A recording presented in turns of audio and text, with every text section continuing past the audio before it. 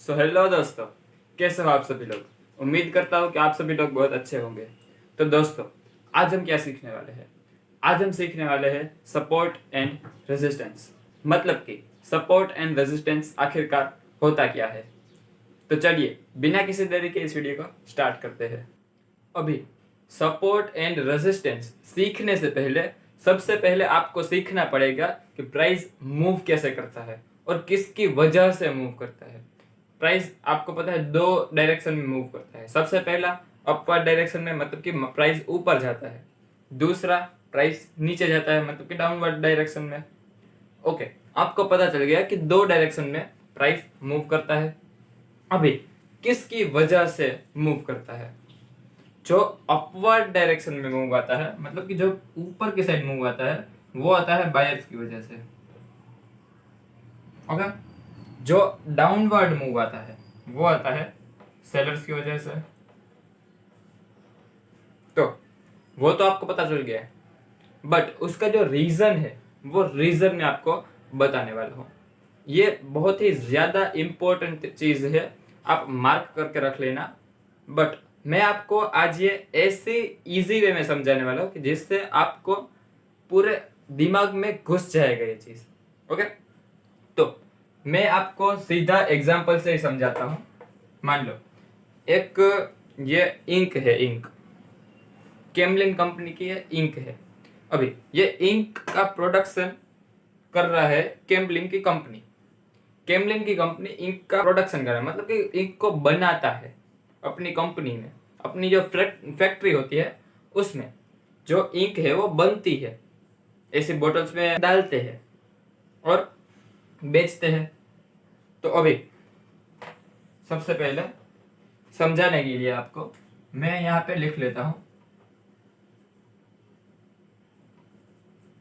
Camlin ink. Camlin company की ink है।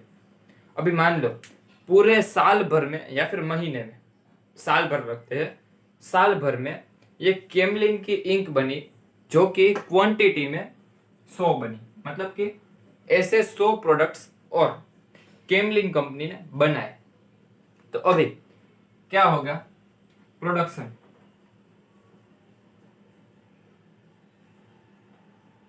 मतलब कि जो चीजें बनाई है जो कंपनी ने, वो कितनी बनाई है, 100।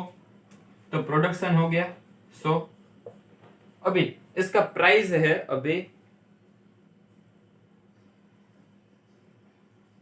35 रुपए। इसका प्राइस है अभी 35 रुपए। अभी इसका मैं प्राइस लिख लेता हूं। प्राइस इसका हो जाता है 35 रुपए। सबसे पहले आपको पता चल गया कि 100 यूनिट्स बनाए कंपनी ने, मतलब कि फैक्ट्री ने। उसके बाद इसका प्राइस रखा 35 रुपए। अभी जो 100 है उसको बेचने के लिए रखा, बट उसके सामने जो खरीदने वाले हैं, मतलब कि जो कस्टमर है, जो बायर है, वो आ गए 150। उसके जो ऑर्डर्स आ गए वो आ गए 150। तो क्या होगा, अभी दो ऑप्शन आते हैं कंपनी के पास। सबसे पहला, अपनी क्वांटिटी उतनी की उतनी रखे, मतलब कि इक्वल रखे, और जो प्रोडक्ट का प्राइस है वो बढ़ने दे, जिससे अभी मैं आपको आगे बताऊंगा। बट दूसरा ऑप्शन क्या है, जो 150 इसके ऑर्डर आए हैं वो ऑर्डर में से उतने को ज्यादा कर दे, मतलब कि उतने प्रोडक्शन में प्लस कर दे और ज्यादा प्रोडक्शन कर दे। अभी इसमें 50 कम हो रहे हैं अभी, तो यहाँ पे 50 और प्रोडक्शन कर देंगे, जिससे इन सभी बायर्स है, जो सभी कस्टमर है, उसको एक एक क्वांटिटी मिल जाए। दूसरा ऑप्शन ये। पहला ऑप्शन हमारा क्या था कि अपना क्वांटिटी उतना का उतना ही रखे, बट प्राइस को बढ़ने दे। वो कंपनी नहीं करेगी, जो कंपनी है वो प्रोडक्ट के प्राइस में जो चेंजेस है वो नहीं करते, बट बायर्स के बीच में लड़ाई होती है।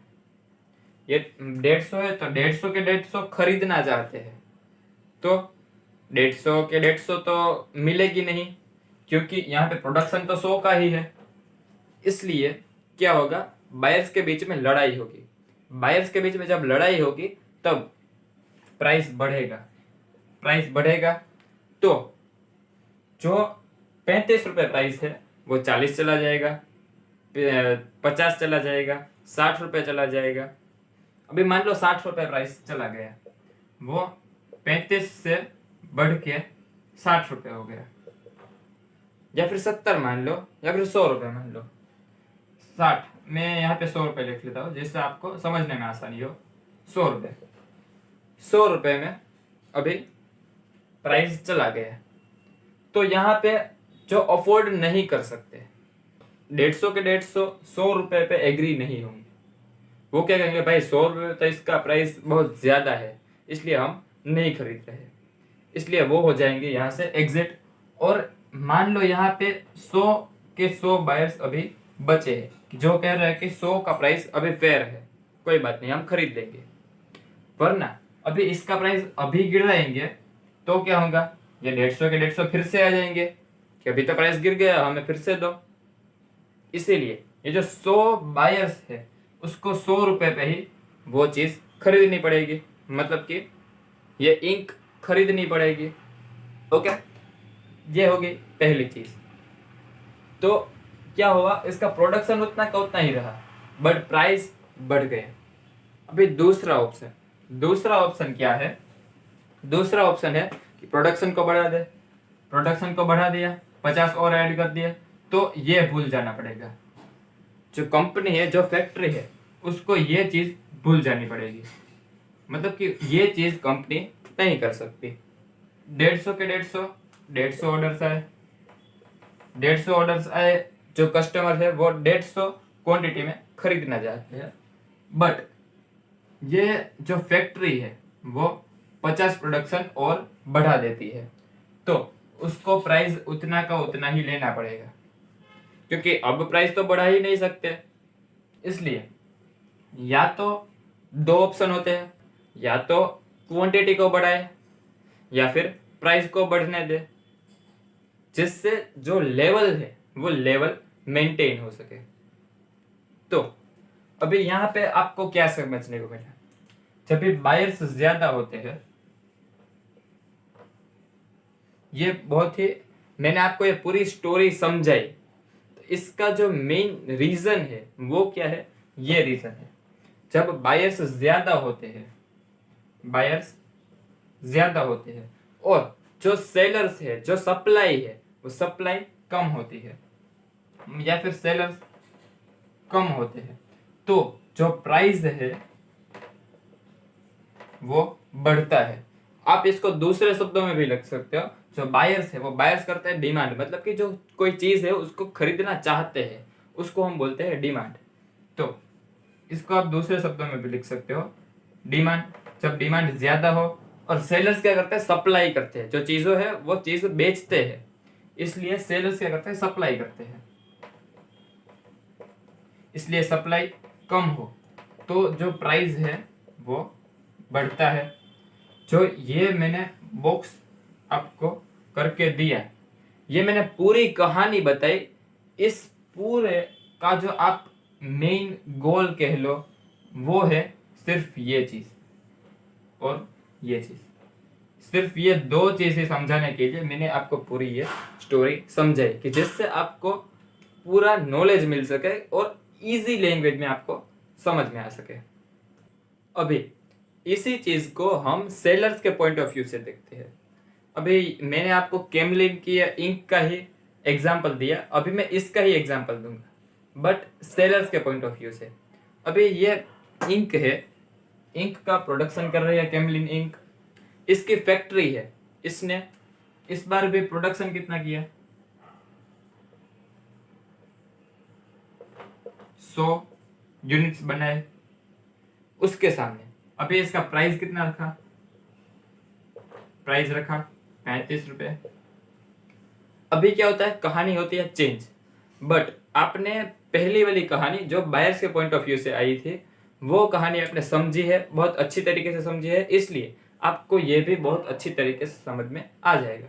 बस अपना ध्यान यहाँ पे रखिएगा और मैं जो आपको कहूँगा वो आपके दिमाग में घुस जाएगा। ओके, तो अभी सबसे पहले प्राइस यहाँ पे 35 रुपए पे है। अभी 100 का प्रोडक्शन किया है तो वो बेचने तो रखेंगे ही, मार्केट में तो अपनी चीज देंगे ही जिससे वो चीज बिक सके। तो चीज बेचने को आई तो उसके जो बायर्स है वो बायर्स आए, मान लो कि 50, तो अभी 50 और कम हो रहे हैं। जो 50 का प्रोडक्शन इसने ज्यादा कर दिया है उसको उसको बेचना पड़ेगा, मतलब कि जो बायर्स है उसको बढ़ाना पड़ेगा। इसलिए इसके पास दो ऑप्शन नहीं है, इसके पास सिर्फ एक ही ऑप्शन है। वो क्या है? अपना प्राइस को कम करे। दूसरा कोई ऑप्शन नहीं है, दूसरा उसको लॉस तो होगा ही। यहाँ पे आप समझ लो, यहाँ पे बायर्स थे वो कम हो रहे हैं और जो सेलर्स थे वो ज्यादा हो रहे हैं, तो यहाँ पे प्राइस कम होगा। क्यों होगा? कि जिससे इस बायर्स है, ये है बायर्स, इस बायर्स को अट्रैक्ट कर सके, ज्यादा बायर्स को अट्रैक्ट कर सके, कि जिससे उसका जो प्रोडक्शन है वो प्रोडक्शन मतलब कि जितने यूनिट्स बनाए हैं वो सभी बिक सके, इसलिए उसका प्राइस कम होगा। अभी मान लो 35 रुपए है, 35 से 30 आएगा, उसके बाद 25 रुपए आएगा, 20 रुपए है। 20 रुपए पे मान लो ये बायर्स आए, बायर्स आए तब मान लो 100 क्वांटिटीज में बायर्स आ गए, तो अभी बायर्स को जो ये यूनिट देना पड़ेगा, मतलब कि जो इंक के डब्बा देना पड़ेगा वो 20 रुपए पे देना पड़ेगा। वो अभी 35 रुपए पे नहीं बेचेगा, 30 रुपए पे भी नहीं बेचेगा, 25 पे भी नहीं बेचेगा, उसको अभी बेचना पड़ेगा 20 रुपए पे। क्योंकि ये जो बायर्स है वो बायर्स आए किस वजह से? 20 रुपए के प्राइस को देख कर ही आए हैं। क्योंकि बायर्स को जो चीज चीप लगती है वो चीज खरीदना चाहते हैं। इसलिए अभी आपको इस चीज से समझने को क्या मिला? यहाँ पे है सेलर्स, यहाँ पे है बायर्स। अभी इस कहानी में हुआ क्या? जो सेलर्स है वो ज्यादा थे और जो बायर्स है वो कम थे, तो जो प्राइस है वो गिरता है। समझिए, आप इसको दूसरे शब्दों में भी बोल लो। सेलर्स क्या करते हैं? सप्लाई करते हैं। तो जब सप्लाई ज्यादा होती है और डिमांड कम होती है, डिमांड कम होती है तो प्राइस गिरता है। अभी मैंने इसको स्टोरी को बहुत लंबा नहीं खींचा, इसका जो रीजन है वो क्या है? वो उसका मेन रीजन है कि आपने जो बायर्स के पॉइंट ऑफ व्यू से जो कहानी है वो समझ ली, इसलिए समझ गया। इसलिए जो मैंने आपको सेलर्स के पॉइंट ऑफ व्यू से समझाया, उसका जो मेन रीजन है, जो मेरा मेन गोल है वो क्या है? सिर्फ ये दो लाइंस। जब सेलर्स ज्यादा होंगे और बायर्स कम होंगे तब प्राइस गिरता है। जब सप्लाई ज्यादा होती है, डिमांड कम होती है, तब प्राइस गिरता है।